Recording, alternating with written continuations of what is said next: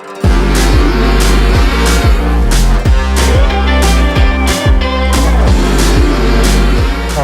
right, my Renowned fam, welcome back to the Renowned Leadership Podcast. I am your host, Stephen Morris, and as always, I am so excited for you to be here on this very special Veterans Day episode.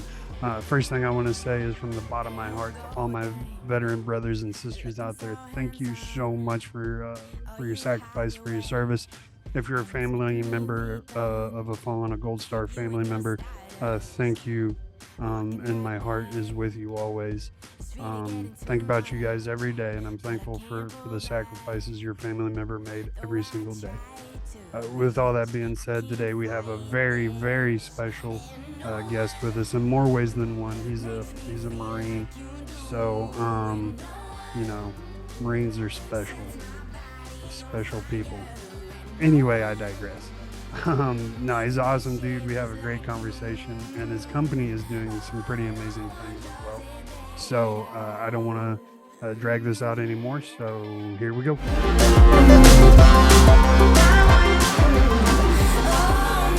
All right, my renowned fam.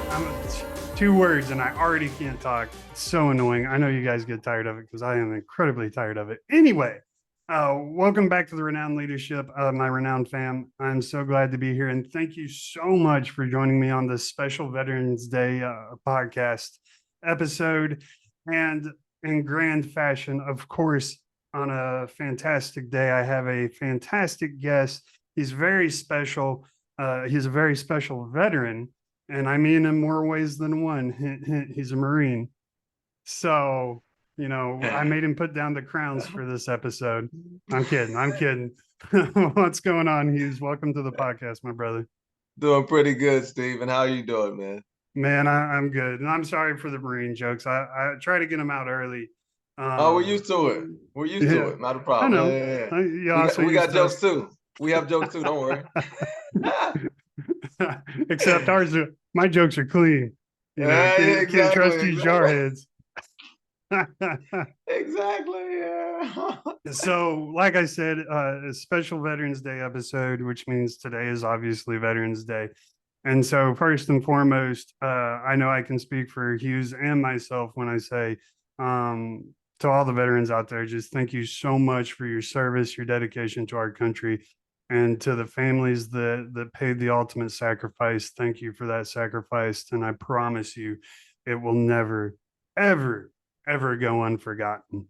It means the world to me. I know it does to Hughes as well. And then with that note, I do want to go ahead start off a little dark on this episode because I know Veterans Day is the number one day when veterans take their lives. And I just want to tell all of you out there that hear my voice, please, you can get in contact with me. Just go to my website, renownedleadership.com, and we'll talk it out, brother to sister, whatever it is. I promise you, please, before you do anything, just talk to somebody, because it's not worth it. And I promise, I know what you're going through. I've been there. I've done it. And there is a light at the end of the tunnel. You can't see it right now, but I promise you it's there. And so Hughes, man, I was in the Army for 16 years. And when I got out, dude, I tell people I'd rather get shot again than have to transition out of the Army again. It takes a little while. Man, it took me 3.5 years. What was your experience like? Yeah, for me, like until I was in a position to kind of take life seriously, maybe took me about 4 to 5 years of just kind of wandering, doing nothing significant, making zero progress, not really caring about making progress. I would say wandering was kind of probably the best word for me, just kind of wandering around for a few years. And then when I got into the veteran assistance space, I found all these resources that I had just been neglecting for years. And it was just such a kick in the butt. My dad's a veteran as well, so he was telling me when I came out, hey, you got these things for you. I'm like, man, well, I was just happy to be out of service, happy to be free again, right? Mm-hmm. Yeah, so it was a lot of, A lot of partying, a lot of darkness, a lot of it's like I was a teenager for like a long, long time, way beyond those teen whatever year. I was in my 20s, going deep into the 20s, not wanting to really, I think taking responsibility was a big part of it, kind of being mad about some things, kind of blaming some folks for some things, and overlooking the fact that, man, I could have changed all of it, if I would have just took the power kind of into my hands and kind of took more of an active role in my life. I could have made a difference, man. But this is the everybody has their journey, So for me, I had to wander and stumble and do some foolish things in order to kind of stumble on the path through my dad, of course. My dad was like needed help with his claim. Hey man, I need that. Why don't you just go work for them and help me with my claim? All right, whatever, man. I'll go do it, right? And that's kind of where it started for me, man. My dad, kind of just kicked me in my pants, like, hey, you need to if you do this, it could help me. I'm like, okay, whatever. But getting into the veteran space, taking advantage of some of those benefits, the resources, changed my life, man. Getting around other people like me who could relate to what I was going through, because most of us are veterans who work kind of in that veteran disability claim space. Most of us are veterans. So, yeah, it gave me that sense of community back that I was kind of missing from the service.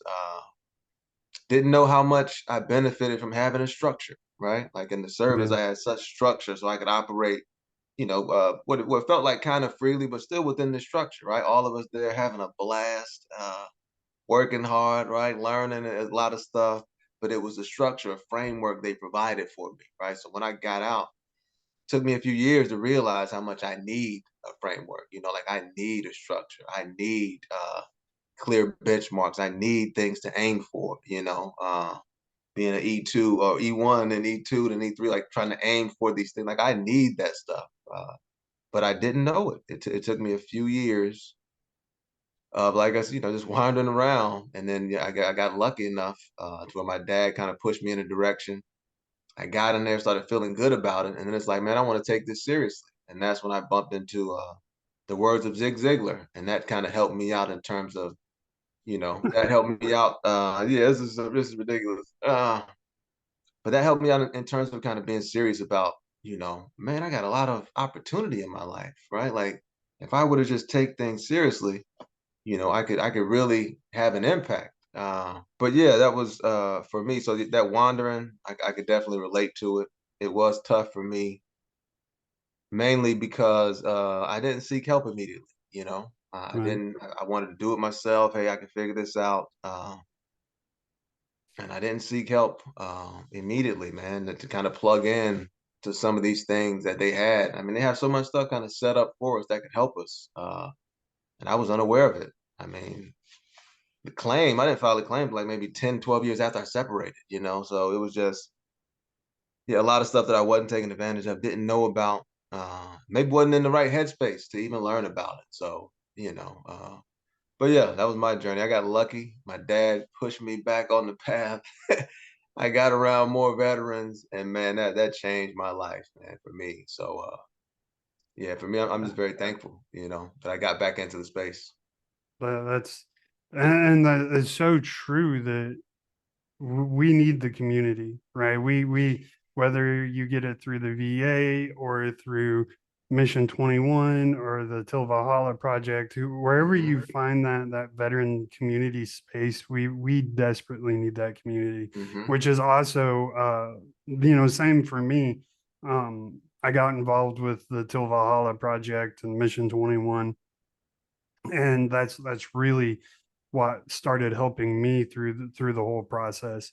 Hmm. And plus I also found a mentor that was he had been in the army for 12 years, but he had been out for a significant amount of time, but he still remembered what it was like. Hmm. So he helped work me through it, but I think the biggest thing is, when like you touched on it a little bit, when we're in the military we have a very distinct purpose, whether it's your battle buddy Hmm. or whether it's getting that next chevron on your chest or Hmm. bar on your chest, whatever it is you're looking for. I guess Marines still wear theirs on their collars, but when getting that next promotion, that next rank is your purpose, or whatever, Mhm. training is your purpose. You always have a very distinct purpose. And I realize now in hindsight, when I left the army, I completely left my sense of purpose behind. Mhm. And that's where my wondering came from is, and again, you touched on that. It's we had no sense of purpose anymore. We had nothing to guide Exactly. us. So, and that's Exactly. I think that's why you know, when you got into that veteran space where you could help people, where you could serve Mhm. people, that gave you a new sense of purpose. And Mhm. with that new sense of purpose came a little bit of clarity to help guide you Oh into my where you are goodness. now, Yes. which is exactly what happened to me. So again, veterans out there, I encourage you, just find something, whether it's working in a homeless shelter, a soup kitchen, find a Mhm. way to serve another human being. And that's going And to Mission provide, 21 is a good one. They're likely to have that in their area. So definitely Mission 21. yeah, Mission 21 is amazing. The Till Valhalla project is amazing. There are so many out there. Yeah, you got the And Honor Foundation as well. That's kind of in our area. The Honor Foundation, that's another one. But yeah, there's a yeah, lot out there. Yeah, taking advantage. absolutely. Your local American Legion, right? That's Yeah, helpful as well too, right? Just connected with vets who can kind of relate to you. That's yeah, big. yeah. And it's funny.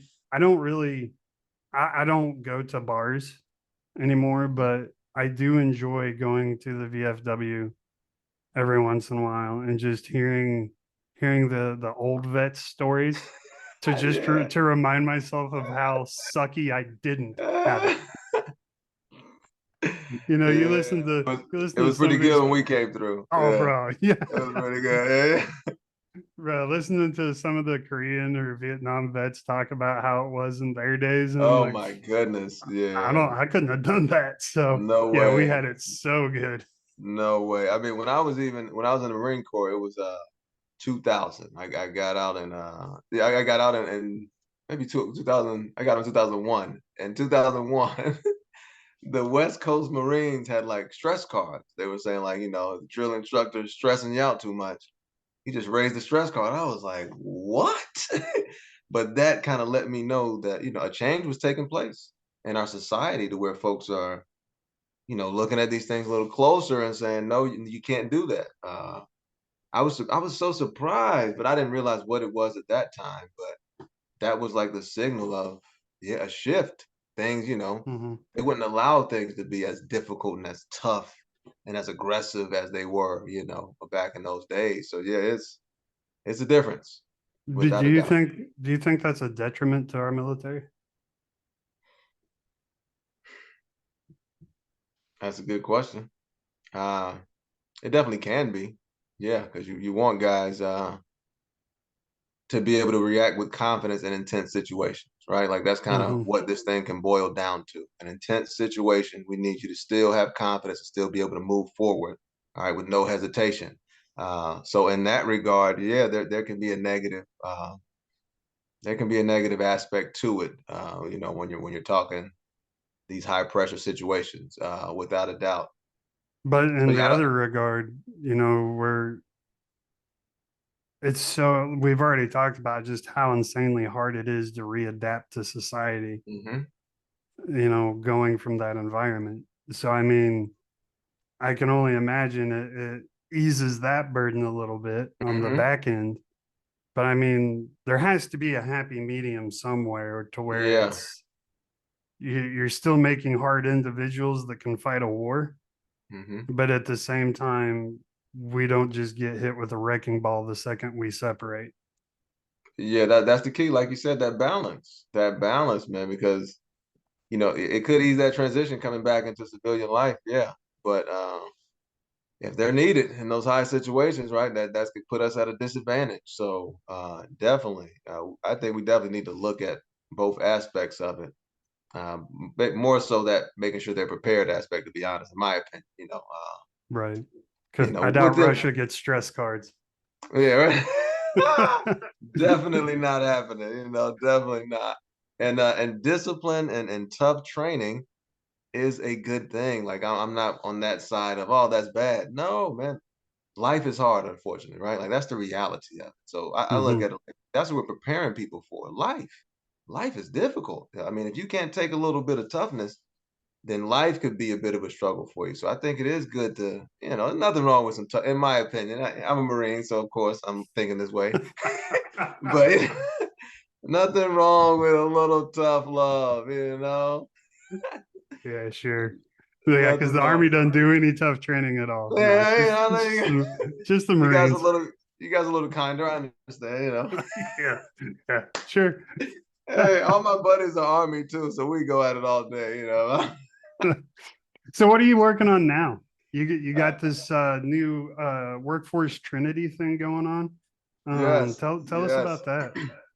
Okay, so this is it's pretty much a three principle framework, right? Like kind of three principles to kind of serve as a framework for folks when they approach their careers. And how this came about was once I kind of stabilized and started having some success in my career, then I wanted to kind of figure out why. Why is this? Why am I being able to have this success, right? So I started to try to boil down what is it that I'm doing, right? What are the basic things that I'm doing? And once I identified them, I had some other folks that were working with me at the time, two other people specifically that were kind of doing these same three things. And then their careers, were taking off as well. They're calling me up, letting me know about the offers that they were getting and everything. So that's when I'm like, okay, I may have it, these three things. So that's when I wrote the book about it. And then I, sent it out to the workforce to kind of get some feedback, and people loved it. People loved it, and my intention behind it was to help folks get more recognition, right? Have more confidence, have more stability in their careers. And the feedback that I got, they also liked that it was very simple too. I didn't want it to be something complex, right? If it was complex, I wouldn't have been able to understand it. So I'm trying to keep things simple, simple things that everybody could use, right? And those three things kind of boiled down to knowing your job is one of them, like knowing the mission, knowing are we providing a product or service and who is our target audience, right? Like that kind of basic understanding. But from that foundation, you can have all kinds of creativity to accomplish the objective, right? Once you're clear on what the objective is. So that was number one. Number two was just having a good relationship with coworkers, and that was from the military, and I played sports as well. So having kind of a team mentality with work, right? So I kind of want to know what you do. How can I help you, right? How can you help me? If you can't, that's fine. Somebody else can help me. But I wanted to kind of learn from everybody what they did. How can I help, right? Just having that kind of team mentality. Nothing was personal. Nobody at work even knows my middle name, right? So it's not like we really know each other, right? And it didn't confuse me on that fact. It's like, this is not personal. Let's accomplish the goal here. And then the public speaking is the third one, being willing to speak publicly. And it made me very nervous at first, like it does with everybody, right? It's just a natural thing getting up there because you can't control what's about to happen, right? So you get all nervous, like, oh, I don't know what's going to happen. And you don't, but it's just about, for me, it was just about having the courage to kind of go up there. And then once I started doing the public speaking, another thing I saw was that nobody wanted to do it, right? There was a lot of stuff that, hey man, can somebody help us out with this or this or this? So volunteering helped me out tremendously because I learned about so many different aspects of what we were doing, just being willing to kind of jump in and learn and learn and learn. So that kind of showed that I was reliable as well, right? Reliable. They could count on me to kind of volunteer to help out. It got to the point to where there was an issue with a customer in like another office somewhere, and the director called me personally, like, "Hey, man, we need you to deal with this lady because." But that was all because I had been consistently reliable person, had a positive attitude. Because I was excited about the learning. Like, man, I'm learning so much, and with all this knowledge, I could help people. Like immediately, once I got the knowledge, I could share it, with somebody. I started making checklists. I started getting real creative within that space of service, right? And that's kind of just what did it for me. So getting those three things down, the learning your job, the having a good relationship with coworkers, and that public speaking, right? You do those consistently, a year, 2 years later, everything's going to be changed for you, right? You got to have the courage to apply for those higher positions, of course, but you'll have an understanding of them, right? So the more I learned, man, it just once I got to those three things, in the workforce in my job, that's what I'm gonna do from here on out. That's the approach, period. Whatever job I have doesn't matter. it's going to be the same approach, same approach. So for me, it's been extremely helpful, simplifying things for me, and the public speaking just, I'm not good at that stuff, right? I'll be good eventually, but I'm willing to try. And it's like, to me, that's the biggest part of it, just being willing to get back up there and try. Because the more I watch, man, nobody's perfect, and I think we all understand that. It's like, you're not going to be perfect, but we want to share whatever this message is. So, hey, be willing to try for the team. And that's kind of the approach that I took. Helped me out tremendously. And that's why we put out the framework, man, to try to spread it to folks, just kind of let them know, hey, there are some simple things you can do to kind of give you more power, give you more stability also, because now you understand your industry. Now you understand, okay, these roles above me, huh? Maybe I could do those. So just trying to simplify things, man, and give people, like you said, that clarity.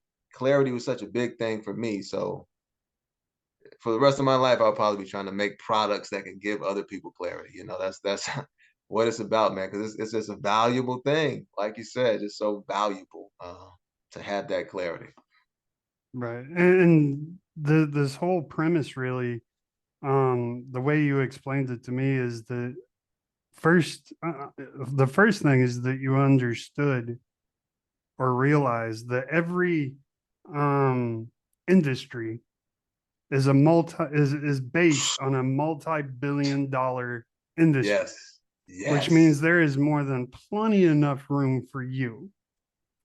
So then you came up with this framework and you applied this framework to move yourself to position yourself within that industry to where Mm-hmm. you could start taking more of that profit for yourself. Exactly. That's a better way to say. I might steal that, sir. So thank you. I You only like have to give that. me credit twice. I'm like, well, I got you. I get you taken care of. Yeah.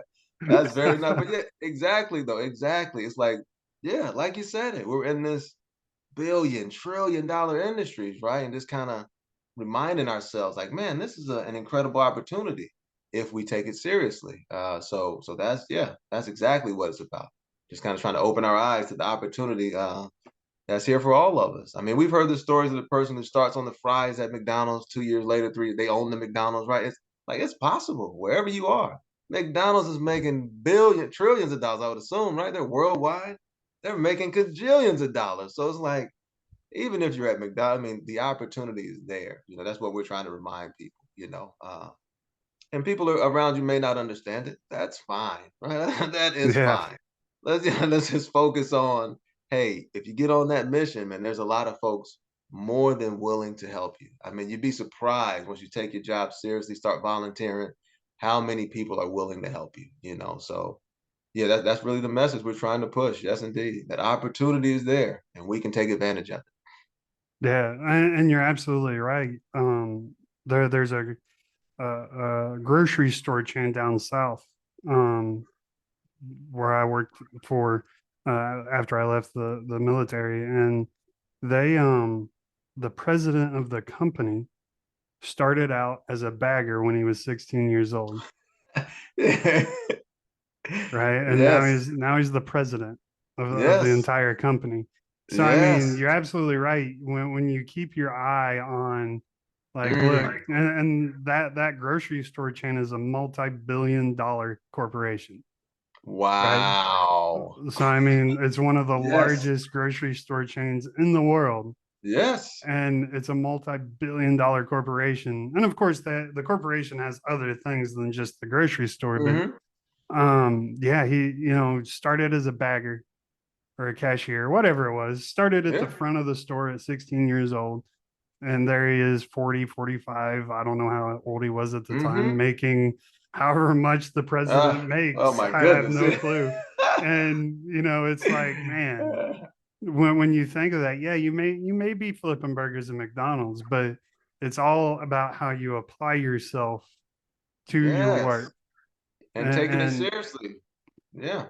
so I think with that being said, one of the biggest problems is mindset, right? Like Yes. we lose control of our mindset. We don't Mhm. see the overarching, like you said, it mission basically Mhm. of how do I get from the fryer to the C-suite. Mhm. And so because we lose that mission or vision, then we just become complacent. And I'm Yes. sure you've heard it a million times, complacency kills. Oh my goodness. Yeah. And I think what folks often overlook is if you're on the fries, kill them on the fries, huh? How about that? You be the best fry guy out there. That's what it's about.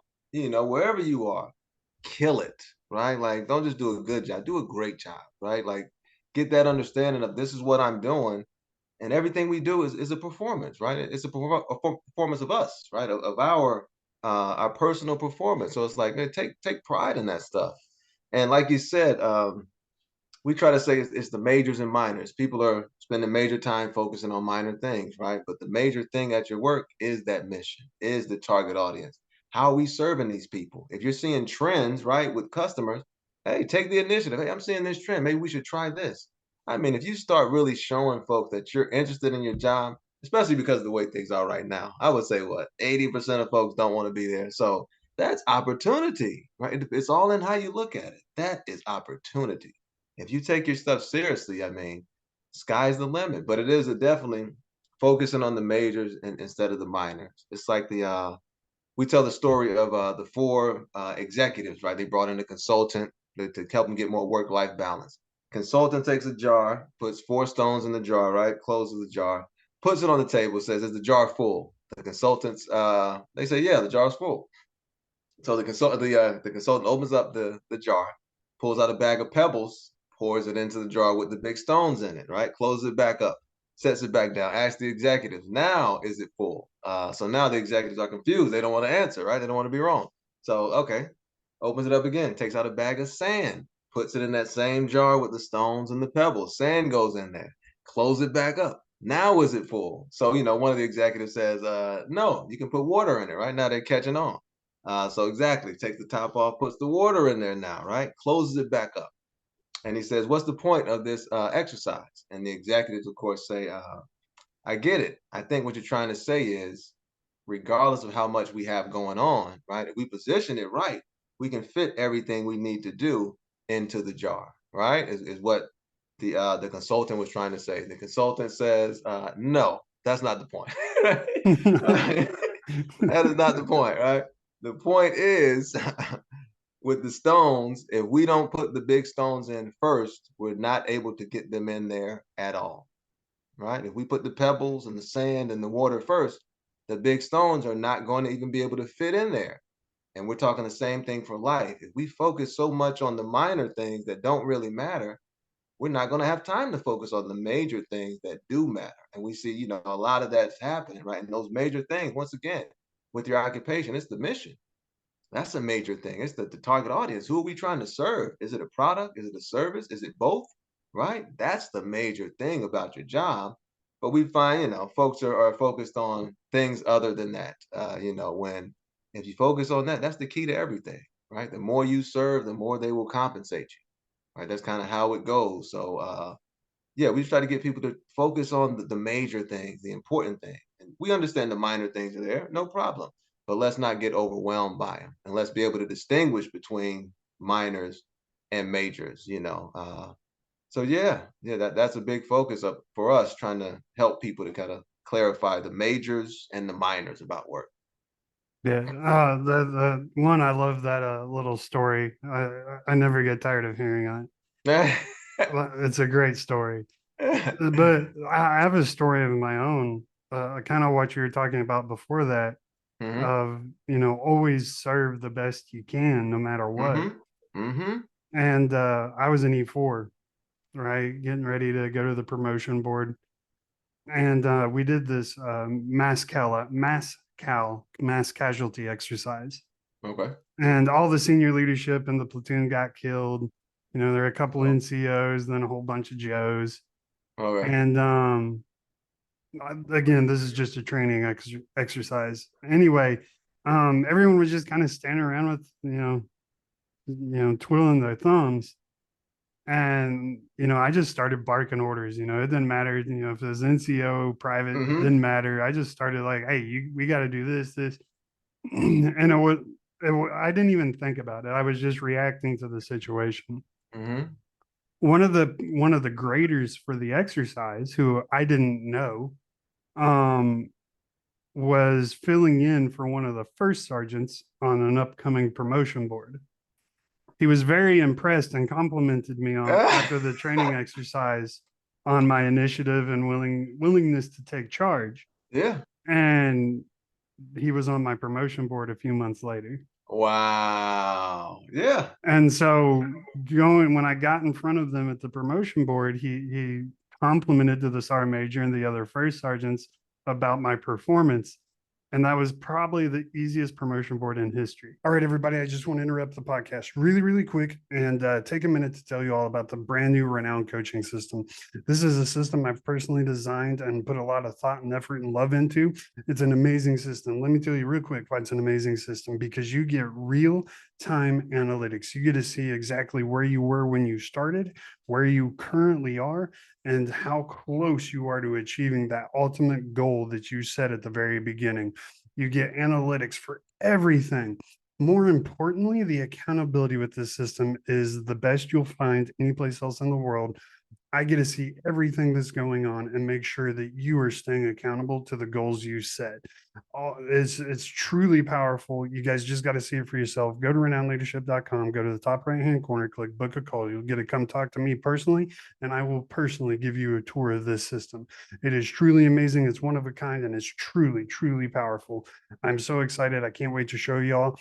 That's all I got to say about it. So let's get back to the podcast. They Hey, asked look me a at few questions, but really my performance that was observed carried me through the entire thing. You never know who's watching you. never know who's watching. Exactly. Yeah, exactly. Yeah, that's big. That's big. Trying to get that message to people. Like, you never know. You never know. And that's a Right. prime example. Yeah. It's that's key, because I promise you, if you're doing the right thing to the best of your ability when you're supposed to be doing it, someone is going to notice. Yes, The indeed. right person is eventually going to notice. Yes, indeed. So, man, time flies. We're already 30 minutes in. So, Oh, really? yeah, Ah, okay, okay. yeah, we Okay. got to pick it up. So, Okay. you talked about the principles. Uh-huh. What are the best ways, maybe in your life, what are the best ways to implement these three principles and to ensure that you're always in alignment with these three principles?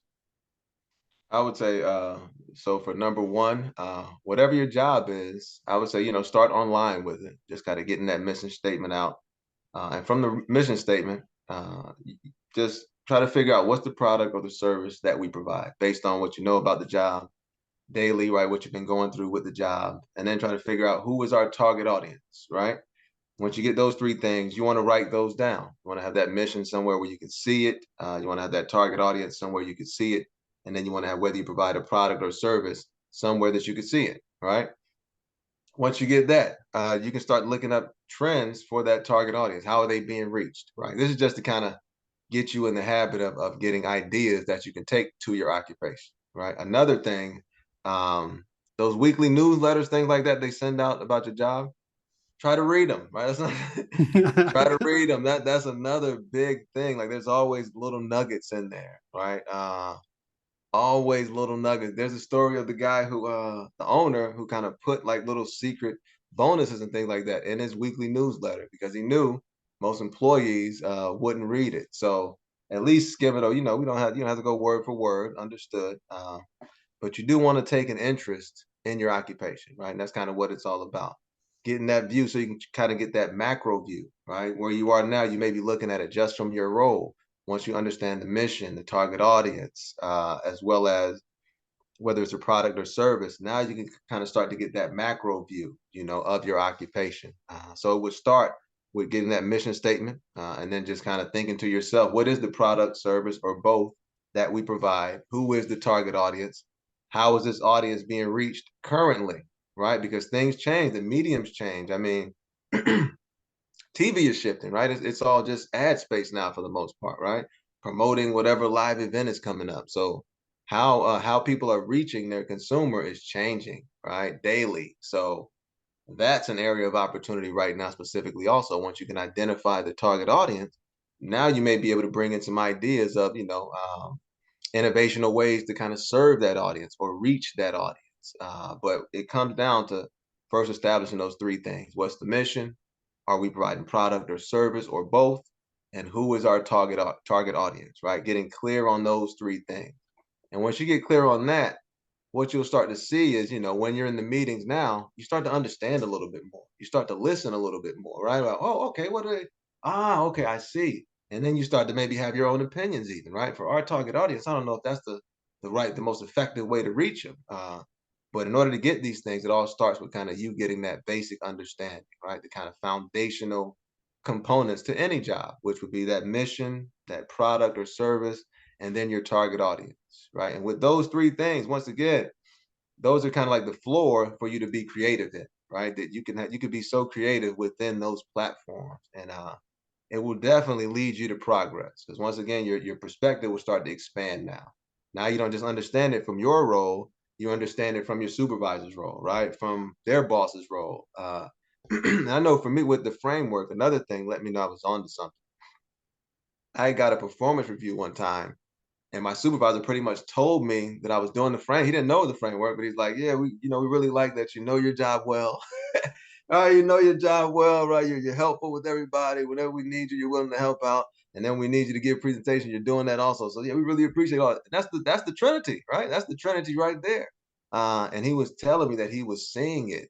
So that also let me know, man, I'm really on to something with this. When the folks are, I didn't even tell him, but how he's envisioning my work is through that lens of, man, this guy really knows his job. This guy's really helping his coworkers, and this guy is really willing to share the message, right? And it's kind of like, man, those three things, you do those three, you'll be an asset wherever you go. Whatever company would love to have you there, right? As long as you do those things effectively, right? And being reliable, of course. I mean, you got to be on time and stuff like that. But I mean, should we even have to say that? I don't. Maybe we do, but Nowadays, yeah. maybe we do, but there's an element of professionalism that is just kind of assumed in this thing. But yeah, those three things, man, I'm telling you, can change everything for you. And once again, it starts with you getting your own understanding, right? Like not what somebody else thinks or somebody else telling you this is how we should do it. No, we are all creative human beings, so you want to get your own understanding, right? Just take a little time, sit down with it. What are we trying to accomplish? And then once you have your own understanding, now you can tap into your unique gifts, right? We all have 8 different intelligences, right? Now you can tap into your unique gifts that could add only what you could add to that occupation, right? But it starts with getting that kind of foundational understanding. So now you can operate from a framework, So that's where it starts. So getting that basic understanding. Right. And one of the things I hear often, and I actually love this conversation because it kind of gives me a way to answer it that I've never thought of before, but I'm going to ask you anyway, Hmm. and see what your answer would be. Is a lot of times we'll take you for example. You're a military veteran with 20 years of public service experience. You're an entrepreneur. You have you're a public speaker. You just have this world of experience that you can draw from Hmm. to capitalize on, to profit from, to position yourself in the marketplace to take more of that billion or trillion dollar industry for yourself. But a lot of people they say, I don't have that. Hmm. I don't have. I'm not a military veteran. I don't have the 20 years experience, Hmm. and I'm not a public speaker. I just, do fries at McDonald's. That's all I do. Hmm. That's all I know. So, Understood. That's all you do now. right. Hmm. So, I That's all mean, that you. what, how do you, how do you go from being 18 years old? That president I was telling you about, how did he go from being 16 years old bagging groceries to the president of a multi-billion dollar corporation? Hmm. How do you do that? Well, I would say what we have to keep in mind is that you don't have to be great to get started, but you do have to get started in order to be great, right? So it all has to Mm, start somewhere, right? Like there's no guarantees in any of this stuff, you know. I have 20 years public service, but when I'm selling my products, you know, it's still a struggle to sell them. I'm still gonna have to build the brand up. That's why I'm coming on these things, doing the marketing, doing the advertising. So there's always going to be the work of it all, right? The new learning of it all. You know, because the work is different from the entrepreneur. So that's a whole new ball game where I'm the young person now. I'm coming in, you know, with Similac on my breath, right? I don't know what to do. So even in that though, for me, even in this entrepreneur space, willingness is kind of the key. Willing to learn, willing to try, willing to care, willing to stay, and willing to fail. Fail your way to success. Try things, see what worked, right? But for me, also, is staying clear on what the goal is. Having those 1 year goals, 2 year goals. So for that young person, I would say, okay, first would be to inventory your skills. That's the first thing we suggest everybody does, right? Take that multiple intelligence assessment to kind of see where your different intelligences are. What are your different rates, right? And that can kind of give you a leg up, right? There may be certain occupations that you would inherently have an advantage in based off of, you know, the person that you are. So the first thing would be to inventory your tools. That's number one. You always want to know what weapons you have at your disposal, right? So you can do that with the multiple intelligence assessment or the interest profiler from DOL as well. But first, inventorying your tools, and then whatever occupation you want to go into, if there's a number amount that you want to make, decide on that, right? We can reverse engineer this thing. Decide, okay, how much money do you want to make? Once you decide that, let's write that down. And then from there, what industry, what occupation we talking about, right? You got to clarify those things first. And then let's go look at the people who are making this, right? And let's start studying those people. What have they done to get there? What skills do they have, right?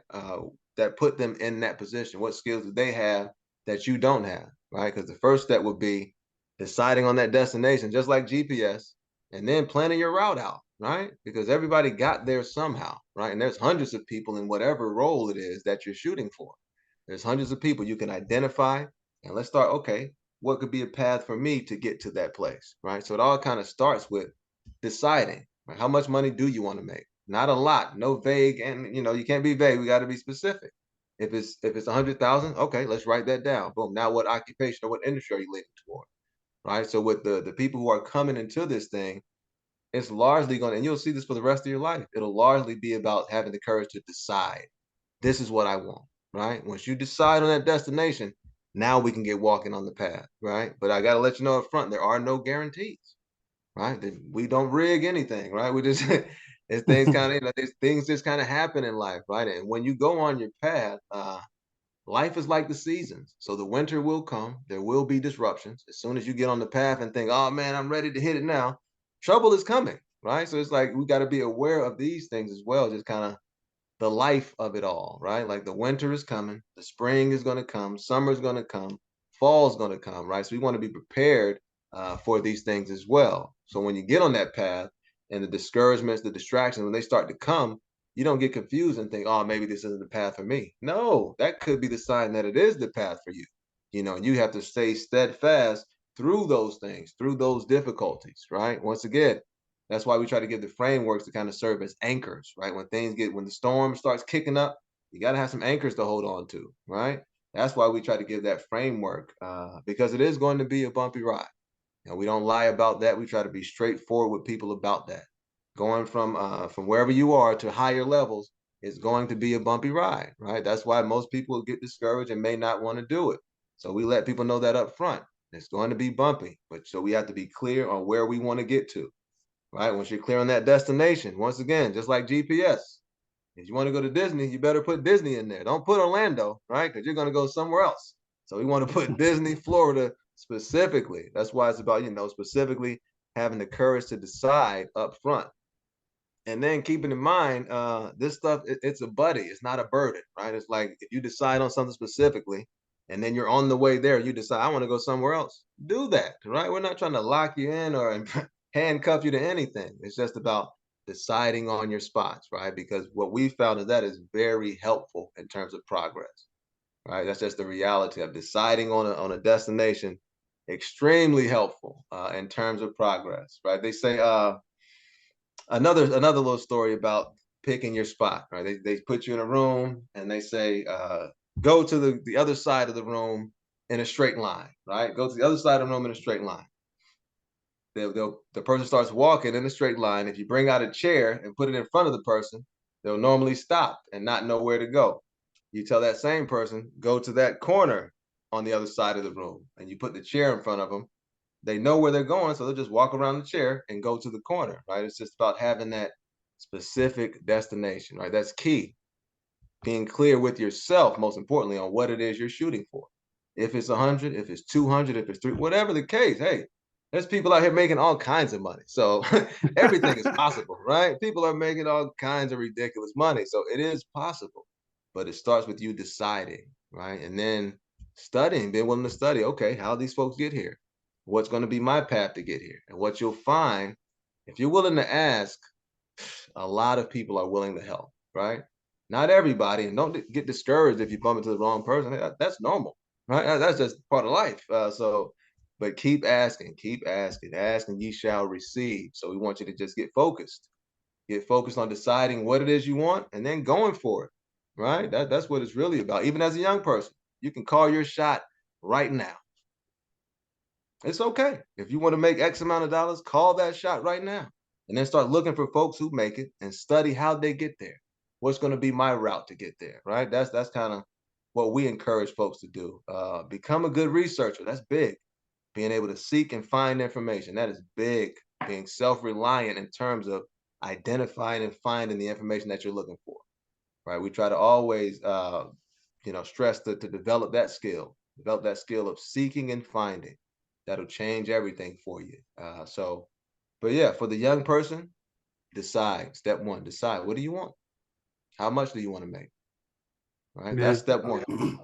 that's so important. And it's funny that you compare it to a GPS because I always compare it to a GPS as well. GPS. Yeah, I do because I mean, I remember being in the army before a Garmin, right? Oh The man, Garmin yeah, GP, yeah, yeah. man, and Go, having to man. do land Go, nav the old school way. And I remember how happy I man. was when I got a Garmin, and I didn't have to do that anymore.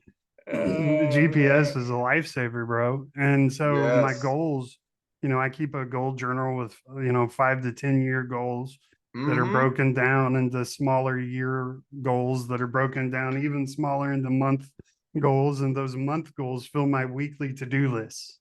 Boom. Yeah. And that's exactly what it is. It's a GPS to make sure I always maintain the proper heading to get to where I want to go. And I Correct. think the biggest problem people have is that they think they have to be locked in, right? If my Yeah. goal is for my company to make $7.5 million in 5 years, that doesn't mean, life's going to happen to me.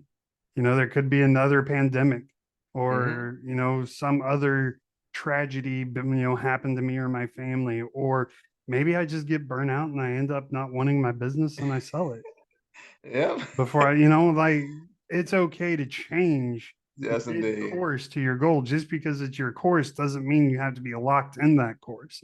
I'm pretty sure the people on the Titanic wish they had changed course a little earlier, Uh, right? Like it's okay to change your course. So yes, indeed.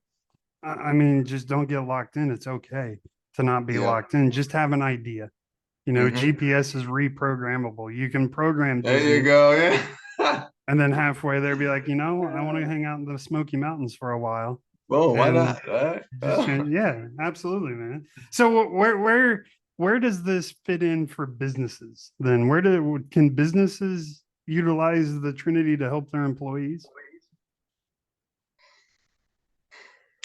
It would be more for workforce organizations. I mean, businesses could do it as well to empower their employees to kind of make them more productive. But That's what I meant. yeah, but also understanding that those folks, may want to grow and then exit, which is fine, right? The business has to have enough confidence to kind of have that long-term view. Like, right, I want to have stable, productive people here, even if they're going to be here for a couple years, because while they're here, they're going to be spreading that word of mouth, let them know how good the company is to the people they know, right? They're going to be enjoying themselves, they're going to be productive. So they're going to be a walking advertisement for the position, right? So companies could do it, but it's about having that kind of long range mindset and understanding for all your folks. You want them to be more productive. If the people who are working, let's say on the front lines, understand the mission and everything more, now they can be more creative to make the whole process potentially more efficient, right? So I think the Trinity, if the businesses may be a little fearful looking at it from the standpoint, and we're preparing these people to leave the company, if they can be okay with that you're preparing people to get stronger. Whatever happens, happens. You're just preparing them to get stronger, period, for their entire work life, not just while they're here. But that will undoubtedly serve the company more than anyone else, because they're going to be learning all this stuff there and really, giving all their ideas and energy while they're there with the company. Right. So, yes, businesses could benefit from it, but that is not one of my target audiences right now. No, Yeah, it's it's not. funny you say that. One of my favorite things to tell companies is, yes, if you spend the time, money, resources into building your people, there's a solid chance that they'll leave and go As they find should. and right, they're Hmm. continuing to better themselves. And Hmm. you should want that for your people. You should Hmm. always want them. One of the things that blows my mind is when I hear entrepreneurs talking about their journey. And most entrepreneurs start their entrepreneur journey while working for another company, Hmm. and you hear all these horror stories about how the company finds out about it and then fires them or freaks out and tries to make them quit the journey or whatever the case may be. Hmm. And I've never understood that because, man, don't you want that kind of ingenuity in your people? Yeah. Right? You say you do, but then whenever it approaches you, you kind of shun it away. And what I ask companies is, yes, you can train them and they will leave. That is a solid option. Hmm. However, what happens when you train them or when you don't train them And and they they stay. stay? Ugh, that's no good. Yeah. That's a good one. Yeah, yeah, yeah. That is correct, man. Yeah. Yeah. I mean, you got to do the right thing. I think, a lot of companies, unfortunately, are just short sighted, right? So that's why a lot of them are not the top companies. I think it's the top companies that have that longer vision, have that confidence to understand, yeah, we're training people. And if you want to leave to go somewhere else, that's fine. We're still going to provide that great atmosphere for whoever comes behind you, right? And we're going to have our pipeline set up to where we'll always have pools of people to kind of pull and bring from, to bring into the occupation, into the company. So it's the right thing to do. And I mean, for the longer term, those folks now they may come back later to help you out. Now they may have their kids working here. I mean, it's going to pay dividends, but it's going to pay forever. It's not going to be the short term gain to where, oh, I'm winning right now. At least that's how I feel. So it's going to be like a longer term thing. So yeah, it would be on the business to kind of really try to employ that long term vision instead of trying to get the short and quick, because we all kind of know that doesn't work out well in the long run. So, but we see it. So so Right. yeah, just trying to get them to shift to that long term vision, doing what's right. So how do you see the Trinity helping people in the coming impending doom, if you want to look at it that way? I'm excited. I don't have that doom and gloom look about it, but the workplace landscape is changing rapidly. Uh-huh.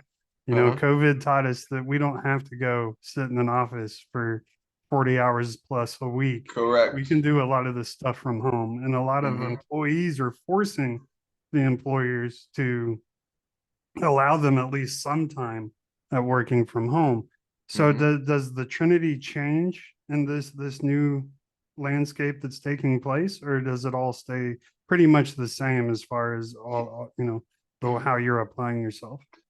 Trinity would stay the same. Even with this change that's taking place, it would stay the same. Even with the you got all kinds of shifts happening in the workforce now. I mean, new industries have been created here since COVID, right? Like I'm thinking at some point you may have to regulate like content creators. You may have to have to have a regulatory authority, or like it's getting very different nowadays, because people have really created their own industries, right? This direct to user kind of thing. People are creating their own industry.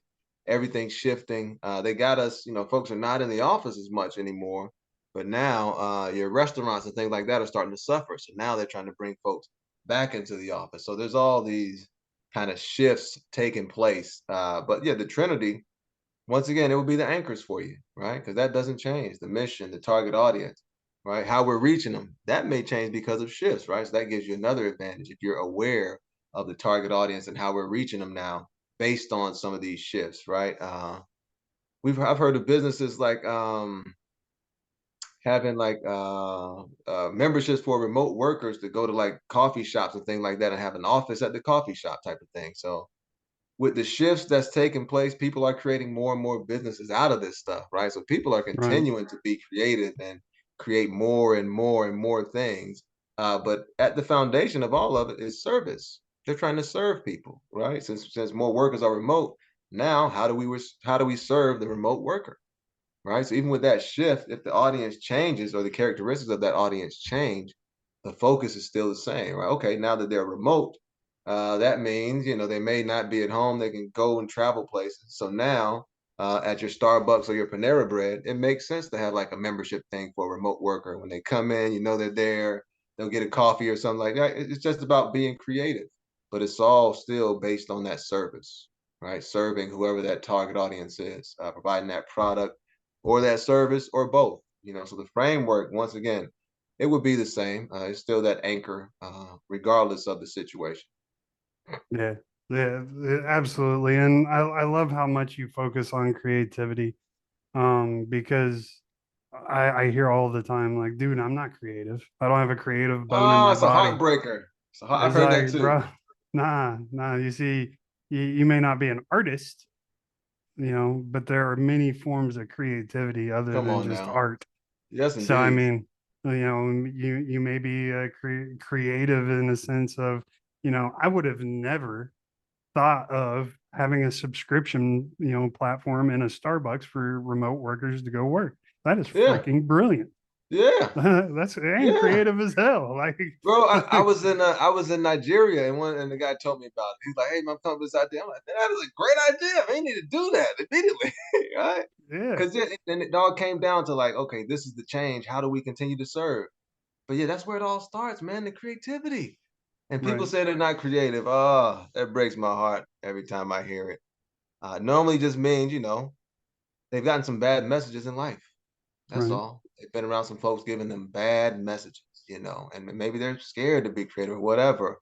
But that's why we suggest people take that multiple intelligence assessment. It'll really open your eyes to just how valuable you are, showing you all these different intelligence that you have.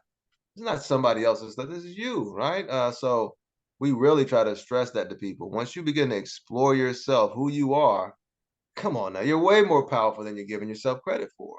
So that's a big one as well, making sure folks inventory themselves because everybody, if you can make words with your mouth, then you are creative. I'm sorry. I hate to break it to you, but you're creative. Yes.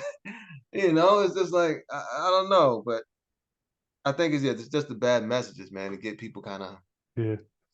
getting people Lack of away from. confidence.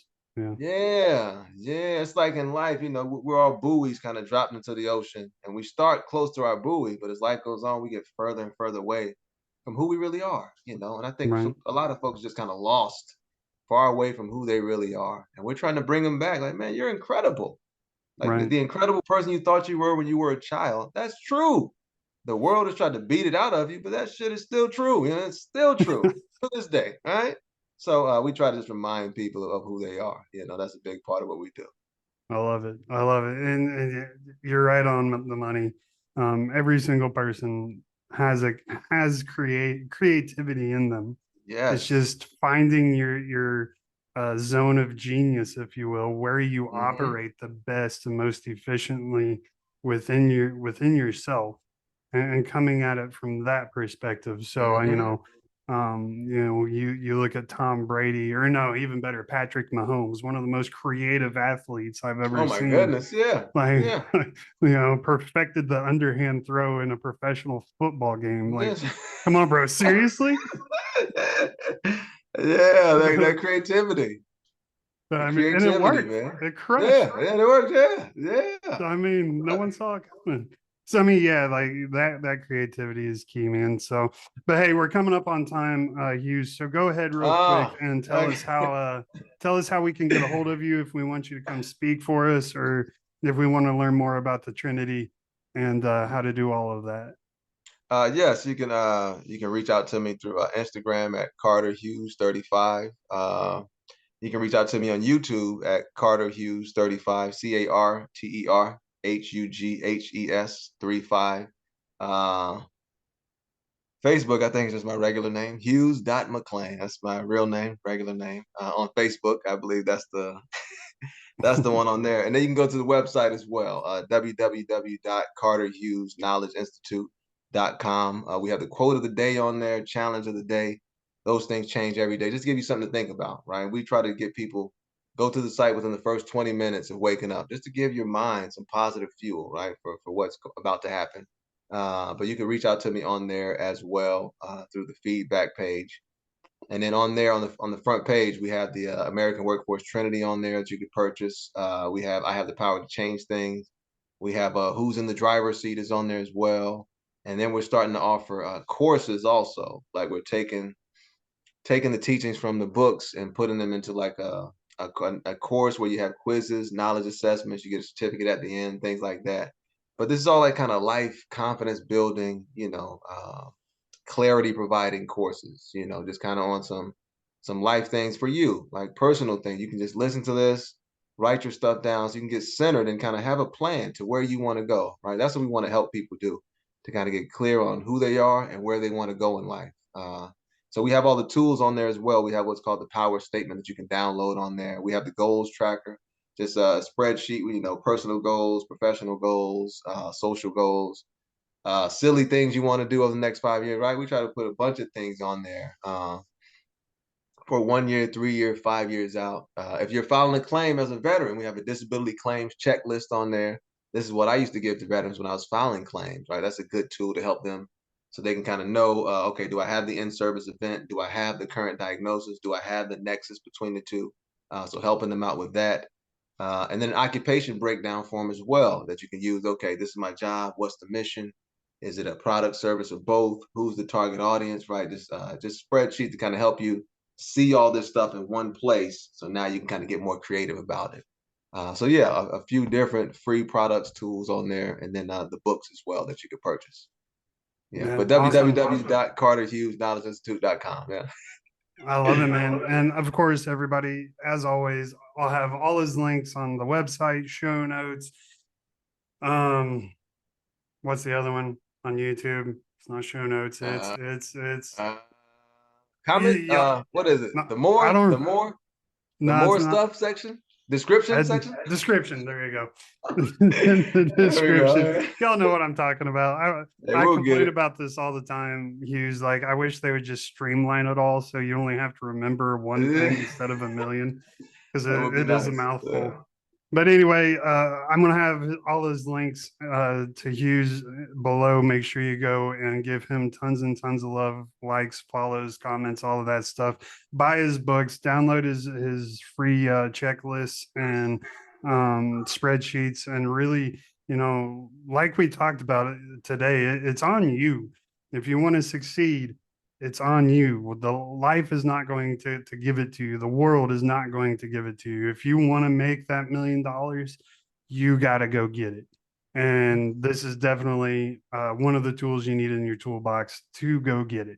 So I encourage Amen. you all to go do that. Once you're done doing that, head over to renownedleadership.com, because Hughes has plenty of love. I really need all the love. So give me plenty of love as well.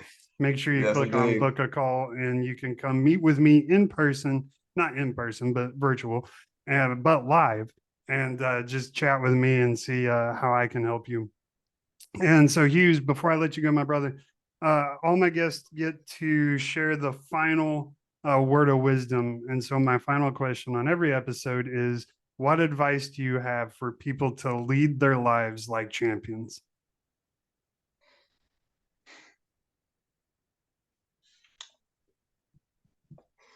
Okay, I got to come up with something good. Something good.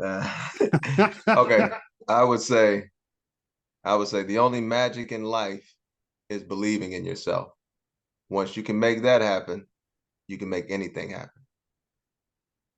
Boom. That's it. You, Yeah. you can just Boom. drop the mic and walk away now. Pick it up and drop it. All right, everybody. That is It's going been to fun, brother. It's been fun. I appreciate it, Hughes. So that's going to wrap it up, everybody. Thank you again joining us for this special Veterans Day episode. And again, I just want to extend our love, Hughes and myself, just all our love to all the veterans out there. Thank you so much for the sacrifices you and your families have made for our freedom. It does not go unnoticed, and I promise you it is not unappreciated. And again, if you are having trouble, there is tons and tons of resources out there. Just go to my website, get in contact with me. If you click on the contact button, it comes directly to me, and I check it religiously. So I will respond usually within 24 hours. So if you need anything, if you are having trouble finding resources, get in contact with me, and I either can point you in the right direction, or I know people like Hughes who can help you get to where you need to go with the resources you need. And I know all of these people are willing to do so. So reach out to someone before you go and do something that's permanent and, in my opinion, incredibly stupid. So don't do it. With that being said, everybody, we're going to wrap it up. Thanks again. I hope you have a blessed day, and I'll see y'all next week. And in the meantime, don't forget, everybody, lead like a champion. Goodbye. I try to sleep, but you're deep in my mind. Got a hold of me. When I'm awake, I'm all blind. Okay, everybody, that's going to wrap up this special Veterans Day edition of the podcast. I hope y'all were paying attention because Hughes' story is very relatable, and you know the things he's talking about, like the super powerful stuff, is a great way to take control of your life. If you feel like, you know, you need to be doing more, the answer is yes. And you start right there where Hughes was talking. So I hope you're paying attention. And of course, go to the bottom of the show notes, click on Hughes' links, and go give him tons and tons of love. Once you're done doing that, head over to renownleadership.com. At the top middle of the screen, there's going to be a button that says book now or talk to a coach. I don't remember what it says anymore, but click on that button, and that'll take you directly to my calendar. You can come talk to me one-on-one, absolutely free, and let me help you. To all my veteran brothers and sisters out there, thank you again so much for your sacrifice. It means the world to me, and I mean that from the bottom of my heart. All right, everybody, that's going to wrap it up for this special edition. I hope you all have a blessed Veterans Day and a blessed rest of your weekend. I will see you at our regular time on Wednesday morning. Until then, never forget, lead like a champion. Goodbye, everyone.